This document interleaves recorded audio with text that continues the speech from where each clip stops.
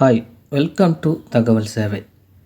தகவல் உரிமை சட்டம் பயன்படுத்தி உங்கள் கிராமத்தில் இலவச வீட்டுமனை பட்டா எத்தனை பேர்த்துக்கு கொடுத்துருக்காங்க, அரசு புறம்போக்கு நிலங்கள் எவ்வளோ இருக்குது, அதுக்கான சர்வே எண், வரைபடம், யாராவது ஆக்கிரமிப்பு பண்ணியிருக்காங்களா, அதை பற்றி நீங்கள் தெரிஞ்சுக்கலாம். ஆர்டி மூலிமா நீங்கள் இந்த மெத்தட் பயன்படுத்தி நீங்கள் மனு எழுதி 10 ரூபா நீதிமன்ற ஸ்டாம்ப் ஒட்டி நீங்கள் அனுப்பிச்சா போதும், உங்களுக்கான பதில் வரும். நீங்கள் ஒரு ஒயிட் பேப்பரில் கூட எடுத்து நீங்கள் எழுதி நீங்கள் இந்த மாதிரி எழுதிங்க. இல்லை இந்த பிடிஎஃப் லிங்க் வேணுன்னா வீடியோ கீழே டிஸ்பிளேஸில் இருக்கும், லிங்க்கை டச் பண்ணி கூட நீங்கள் டவுன்லோட் பண்ணிங்க. மேலே பார்த்தீங்கன்னா தகவல் அறிவு உரிமை சட்டம் 2005 பிரிவு 6(1) மற்றும் 6(3) மற்றும் 7(1) கீழ் பதிவு அஞ்சல், அதாவது பதிவு அஞ்சல் மூலிமா நீங்கள் அனுப்புங்க. உங்களை அனுப்புகிற முதல் அவங்களோட டீட்டெயில்ஸ், பேர், அட்ரஸ் எல்லாமே எழுதிங்க. ஃபோன் நம்பர் வந்து நீங்கள் என்ட்ரு பண்ணலாம், என்ட்ரு பண்ணாமல் கூட விடலாம், அது உங்களோட விருப்பம். பெறுநர் பார்த்தீங்கன்னா டைரெக்டாக உங்களுக்கு எந்த அட்ரஸும் தெரியலனா நீங்கள் மாவட்ட ஆட்சியர் அலுவலகத்துக்கே நீங்கள் அனுப்பலாம். மாவட்ட ஆட்சியர், நேர்முக உதவியாளர், பொது மாவட்ட ஆட்சியர் அலுவலக பதிவு அறை, அதாவது நம்ம வந்து இடத்த பற்றி தான் கேட்குறோம், அது வந்து அதனால் பதிவு அறையில் தான் இது மெயினாக இருக்கும். அதனால் நீங்கள் பதிவு அறையிலே அனுப்புங்க. உங்களோட மாவட்ட பெயர் மட்டும் மாற்றிங்க. பொருள் பார்த்திங்கன்னா நீங்கள் எந்த மாவட்டம், எந்த வட்டம், கிராமம், நீங்கள் எந்த தேதியிலேருந்து எந்த தேதி வரைக்கும் நீங்கள் கேட்குறீங்க, அதாவது நத்தம், பஞ்சம், நிலம் பற்றி நீங்கள் எந்த தேதியிலேருந்து எந்த தேதி அதை கனெக்ட் பண்ணிக்கங்க. நீங்கள் தேதி வேணால் கூட மாற்றிக்கிங்க. நீங்கள் தகவல் அறிவு உரிமை சட்டம் 2005 பிரிவு 6(1) கீழ் மற்றும் 7(1) படி காலக்கெடுக்குள்ளே அதாவது இந்த சட்டத்தை பயன்படுத்தி நீங்கள் அவங்க ஒரு நாள் இருக்குது, அந்த நாளுக்குள்ளே அவங்க வந்து தகவல் வந்து வழங்கணும். நீங்கள் மேலே நீங்கள் கொடுத்துருக்க அட்ரஸில் தான் வசிக்கிறேன்ட்டு நீங்கள் அந்த மாதிரி எழுதிக்கிங்க. கேள்விகள் பார்த்தீங்கன்னா இதுதான் மெயின். நீங்கள் அந்த நம்பர் போட்டு நீங்கள் எழுதிங்க.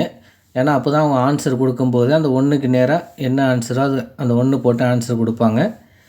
நீங்கள் உங்களோட மாவட்ட பெயர், வட்டம், கிராம பெயர், உங்கள் கிராமத்தில் நத்தம் இடம் இருந்தால் இந்த தேதியை போட்டுங்க. இந்த தேதியிலேருந்து எத்தனை பேர்த்துக்கு இலவச வீட்டுமனை பட்டா, அது அளவு எவ்வளோ, அது சதுரடி, எந்த தேதி, ஆண்டு, அவங்களுக்கு எந்த தேதியில் இலவச வீட்டுமனை பட்டா கொடுத்தாங்க, அந்த நபர் பெயர் பட்டியல், அது இதில் எழுதிங்க.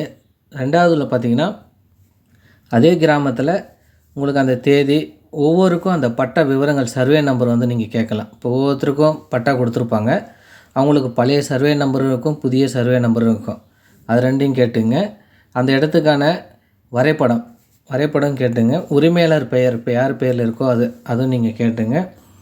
அவங்களுக்கு வந்து எதன் அடிப்படையில் அவங்களுக்கு இலவச வீட்டுமனை வழங்கப்பட்டது, அதாவது இப்போ இலவச வீட்டுமனை அவங்களுக்கு கொடுக்குறாங்கன்னா அவங்க என்ன சான்றுகள் கொடுத்து அவங்க வந்து வீட்டுமனை வாங்கினாங்க, அதுக்கான இது வந்து நீங்கள் கேட்கலாம்.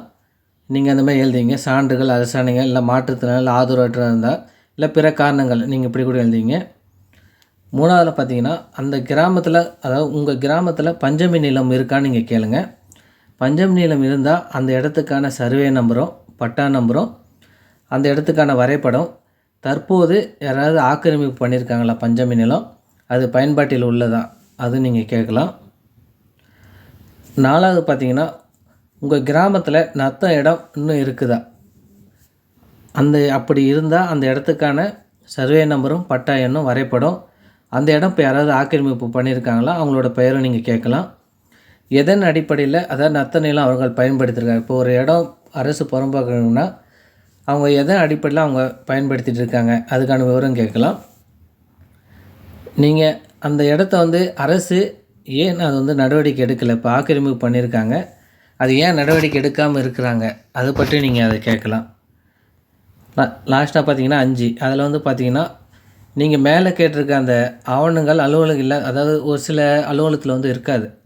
நம்ம இந்த ஆர்டியை பயன்படுத்தி 2005 பிரிவு 6 உட்பிரிவு 3 வந்து அவங்களே எந்த அலுவலகத்தில் இருக்குதோ அவங்களே அந்த அலுவலகத்துக்கு அந்த கடிதம் அனுப்பிச்சு அவங்க வந்து தருவாங்க. அதுக்கு தான் நம்ம வந்து அந்த 5ல் அதை சொல்லியிருக்கோம். நீங்கள் இந்த சட்டத்தில் நீங்கள் எழுதிங்க. தகவல் அறிவு உரிமை சட்டம் 7(1) ஒரு தகவல் நிராகரிக்கப்பட்ட அதுக்கான காரணத்தையும் அவங்க சொல்லணும். மேல்முறையீடு அலுவலரும் அந்த முகவரி, இப்போ இவங்க ரிஜெக்ட் பண்ணுறாங்க, இப்போ நம்ம மேல்முறையீடு பண்ணால் அதுக்கான முகவரி தெரியாது, அதனால் நம்ம அதை பற்றியும் நீங்கள் எழுதிங்க. இந்த விண்ணப்பத்துக்கான கட்டணம் வந்து பார்த்திங்கன்னா நீதிமன்ற ஸ்டாம்ப் 10 ரூபா நீங்கள் இதில் ஒட்டணும். கட்டணம் தேவைப்படும் பட்சத்தில் விதிமுறைப்படி நீங்கள் அவங்க ஆவணங்கள் அதிகமாக இருந்தால் உங்கள்கிட்ட கட்டணம் வசூலிப்பாங்க. அதுக்கு நீங்கள் உறுதிமொழி தரீங்க. அதாவது இதுக்கு மேலே நீங்கள் கட்டணம் கேட்டிங்கனாலும் அதாவது செலுத்த ரெடியாக இருக்கீங்கன்னு அதுக்கான உறுதிமொழி தான். இது நீங்கள் எல்லாம் ஒரு முறை அப்படி எழுதிட்டு இப்படிக்குன்னு போகிற இடத்துல உங்கள் கையெழுத்து, தேதி, இடம் நீங்கள் போட்டுங்க. உங்களுக்கு இந்த பிடிஎஃப் வேணுன்னா வீடியோ கீழே டிஸ்பிளேஸில் இருக்கும், லிங்கை டச் பண்ணிக்கூட நீங்கள் டவுன்லோட் பண்ணிக்கோங்க. இந்த மாதிரி பயன்படுத்தி உங்கள் கிராமத்தில் பஞ்சமி நிலமோ நத்தம் இல்லை இலவச வீட்டுமனை பட்டா எத்தனை பேருக்கு கொடுத்துருக்காங்க, அதை கரெக்டாக தான் கொடுத்துருக்காங்களா, அது எல்லாமே நீங்கள் செக் பண்ணிக்கலாம். வீடியோ யூஸ்ஃபுல்லாக இருந்தால் வீடியோக்கு லைக் பண்ணுங்கள், மற்றவங்களுக்கும் ஷேர் பண்ணுங்கள்.